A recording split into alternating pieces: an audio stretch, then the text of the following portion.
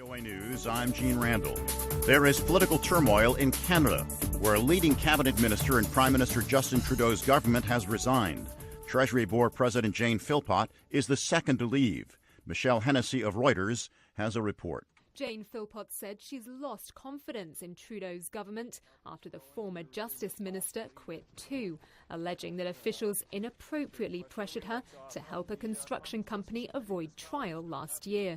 I experienced a consistent and sustained effort by many people within the government to seek to politically interfere in the exercise of prosecutorial discretion in my role as the Attorney General of Canada in an inappropriate effort to secure a deferred prosecution agreement with SNC-Lavalin. Jody Wilson-Raybould said last week that she's convinced her refusal to help SNC-Lavalin was behind her demotion in January.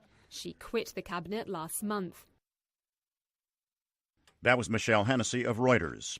Democrats in the U.S. House of Representatives have launched a wide-ranging investigation of President Trump.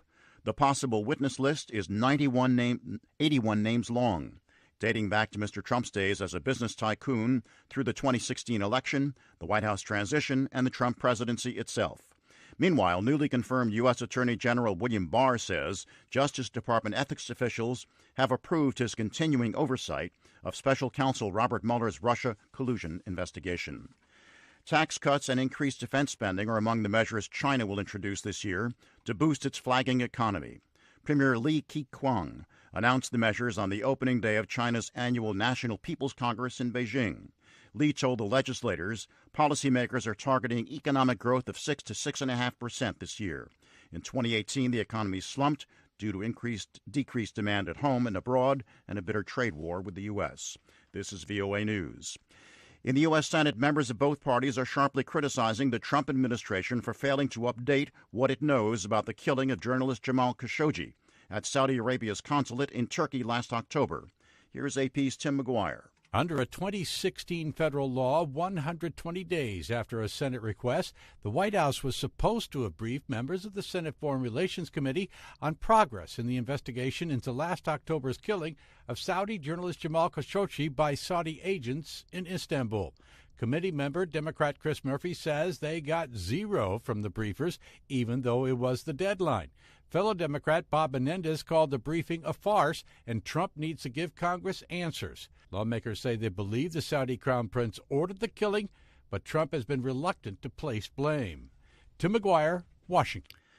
Opposition leader and U.S.-recognized interim Venezuelan President Juan Guaido is back home, pushing the effort to replace the government of President Nicolas Maduro after visiting several countries in Latin America to seek support.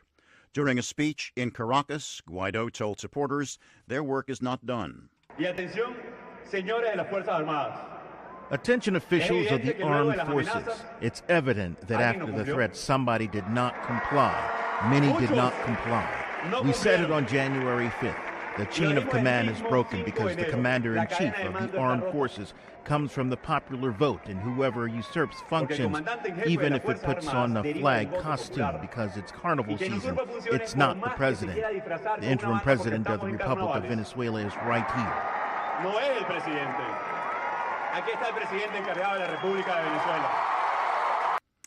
Guaido returned Monday amid concerns about his safety and possible detention due to warnings from Maduro. But Guaido instead was met by large crowds at the airport and then at his rally.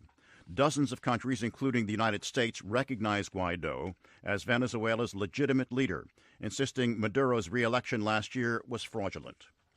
Hundreds more Islamic State fighters and family members have fled the northeastern Syrian village of Barghuz, taking advantage of a pause in fighting with the U.S.-backed forces, which have surrounded the last slice of the terror group's self-declared caliphate. Officials with the Syrian Democratic Forces, Kurdish militias, and human rights monitors confirmed the exodus late Monday. U.S. Secretary of State Mike Pompeo is expressing optimism that trade talks with China, aimed at ending tariffs on hundreds of billions of dollars worth of products, will be successful. The top U.S. diplomat was in Iowa to discuss diplomatic efforts to promote American economic interests and exports. Gene Randall, VOA News.